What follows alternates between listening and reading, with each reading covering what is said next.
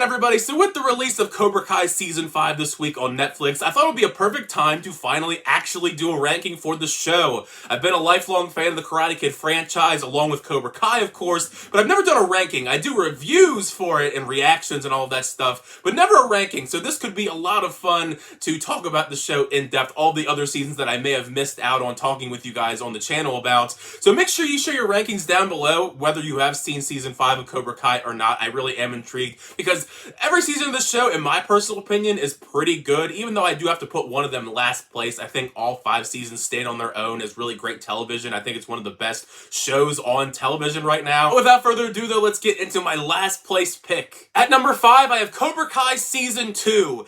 Even though I am putting Season 2 of this show at last place, I still enjoy the season. After teasing him in the final episode of Season 1, I loved having Kreese back in the fold, involved with Johnny and Cobra Kai, as they are subjected to much more fun training exercises like the Coyote Creek competition. This still is very much in the early days when it comes to figuring out the balance with all these different characters in the show, so it is kind of fun looking back, rewatching the seasons now, knowing where they go with their character arcs. That, along with just the general direction the show wants to take its story. I mean, is Cobra Kai good or bad? You know, Daniel and Johnny are still grasping onto their grudges at this point, but finally somewhat seeing similarities amongst themselves. Growth this season for our characters I thought was really strong, particularly with Miguel and Robbie as they're training with their opposing senseis. We even introduced Peyton List as Tori to kind of be a foil to Sam. And in Season 2, I wasn't as big a fan of Sam, so it's great to see her character continue to get better and better, but Season 2 Sam, not my favorite. Unfortunately, outside of a few key big moments in Season 2, out of the 5 seasons, this is just not one that I rewatch all that often, but the big key moments in this season are great ones. As someone who was a longtime fan of the franchise, I thought it was great getting to see Johnny get together once again with Bobby, Tommy, and Jimmy, and had a very emotional hook to it, and that amazing final battle at the end of the school year. That battle alone is one of my favorite early on Cobra Kai moments in general, just because of how fun and chaotic that entire sequence was, plus the major shock of seeing Miguel get injured so severely. But it's still a great season. I think the lack of focus early on, just compared to a lot of the other seasons as we progress, it's not my favorite, but it's still a really good season. At number 4, I have Cobra Kai Season 3. Yet again, another very strong season. This season especially, the subject matter is quite heavy at the very beginning after what happened at the end of the last season with Miguel being left in the hospital. But I do feel it helps put into focus much of the cast and their roles in the story they're trying to tell within this season. This season in particular, I felt it was great growth for the kids cast all around, coming into their own while having a good balance of turmoil.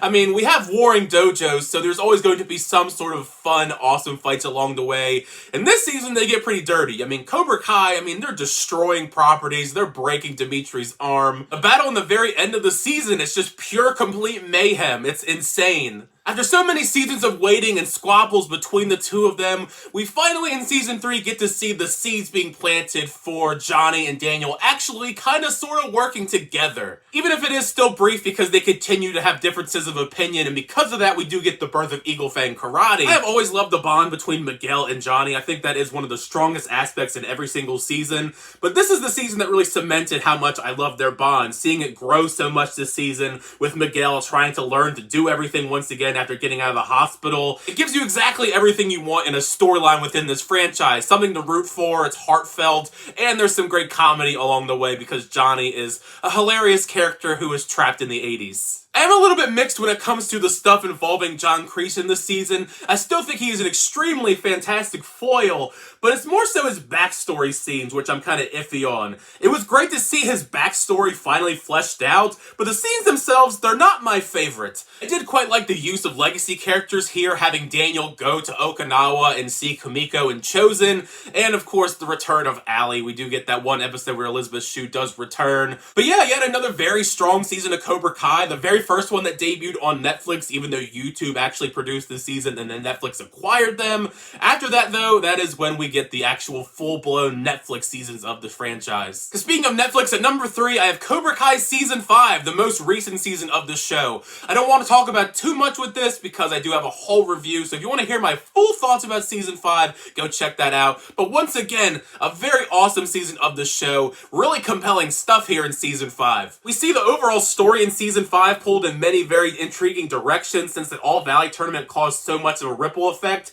You have Cobra Kai, who's even more powerful and continues to expand due to the full-blown mastermindness of Terry Silver. This is probably the most powerful, evil version of Terry Silver, even more so than in the last season of the show. And due to that, the drama in season 5 is so intense because he's so devious with the mental and physical torment he's inflicting on pretty much everybody in the show at this point. We're literally at the point in the show where everybody has to come together to try and take down Terry Silver and Cobra Kai, and that does make for some extremely compelling, exciting fights, battles outside of the dojo, inside the dojo. As per usual with this show, there's always a big, epic final battle in the last episode. This might be my favorite among all of the different final battles from season 1 to 5. Some of that I do think is due to seeing some of these legacy characters finally meeting. You have Chosen and Johnny working side by side, fighting. That stuff is awesome as a longtime fan. And that's one of the things that I love about Cobra Kai is you can tell that these people really care about this world and these cast of characters. And where we take these characters' individual story arcs outside of the dojo, Robbie and Tori continue to get better each and every season.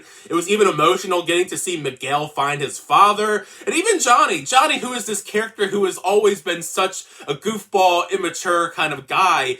Even he gains a lot of maturity this season, but that's what's so great about this show, that we have so many different things going on, but at the end, it all comes together perfectly. I am very excited to hear what everybody thinks about season 5, because I think it's going to be yet another very popular season among the fans. At number 2, I have Cobra Kai season 4. I already loved this season a whole bunch, but I feel like on this rewatch leading up to season 5 is what really cemented it for me as my second favorite season. It was so satisfying seeing Johnny and Daniel try to combine forces despite their completely different philosophies to take down Cobra Kai at the end of the season at the tournament. That alone was riveting stuff, but we get such fantastic character development for all of our characters this season. Robbie and Tori especially, who are two characters that I really have not enjoyed all that much, but they get better each and every season. Massive boosts here in season 4. Both are way more complex and sympathetic, but let's be real here, the big boost to season 4 is the return of Terry Silver, the villain from The Karate Kid Part 3, a film that I particularly did not like outside of his character, but putting him back into the franchise in Cobra Kai, I think cements him as such a fantastic villain. His return just elevates the material altogether, stepping back into this devious, nuanced, more mature version of Terry Silver, and he does still work alongside Kreese to torment Miyagi-Do and Cobra Kai, which as per usual with this show is some of the most fun parts of every season, seeing the battles between the kids, until ripping it all away from John Kreese by season end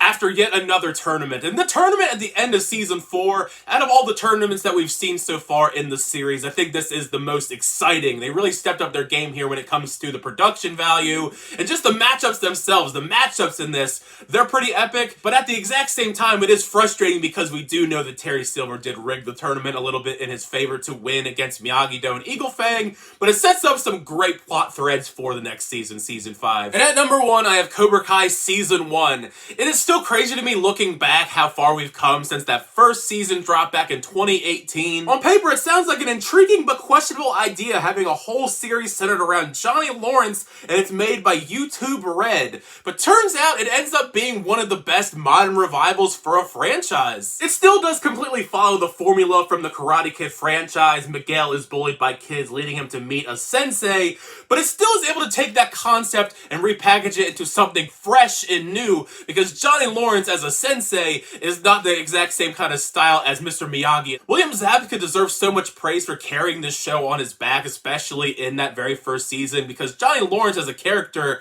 I mean, I always was fine with Johnny Lawrence from the original franchise, but he was never a character that I was overly compelled to see until we got this focus on him in Cobra Kai, because they gave him such a compelling, intriguing story to follow, and it is a lot of fun seeing him be this time capsule of the past and try and teach modern students how to do martial arts. Even outside all of the good stuff involving Miguel and Johnny, the continuation of that fiery rivalry between Johnny and Daniel LaRusso, it's so good. I mean, it feels so much excitement because neither of them want to admit fault. Since as we've learned in this season all the way to the most recent season, both of these characters, they're very stubborn individuals. All these elements come together perfectly by the end, getting to see the tournament in the last episode, and it lays the groundwork for such a fantastic continuation for the Karate Kid franchise, breathing new life into these iconic characters while also giving us another another generation of awesome characters to go along with it. Because I know it's all about Miguel, Robbie, and Sam, but season 1 also introduced Hawk, who is another iconic character who's unfortunately kind of gotten lost in the shuffle as seasons progress. I mean, I feel like out of all of the modern franchises, Cobra Kai is up there when it comes to the ones with the biggest revitalization, thanks to Cobra Kai being such a massive success. And we're on season 5 now, so who knows how many more seasons of the show where it's going to be on top. But now that you've heard my ranking of all 5 seasons of Cobra Kai, like I said before, share those rankings down below in the comments section. I feel like there's going to be a lot of different lists in the comments section because, like I said, all 5 seasons, in my opinion, are pretty good, and I think there's going to be a wide variety of who is the best season. I feel like a lot of people are going to have different number ones besides me. But anyway, share all your thoughts down below in the comments section. I love to talk about all things Cobra Kai with you guys in the comments section. As always, thank you guys so much for checking out the videos. I really appreciate that. Make sure to leave a like on the video and also subscribe to the channel so you're always updated reviews, reactions, rankings, unboxings, and more. Until next time, I'll see you guys later.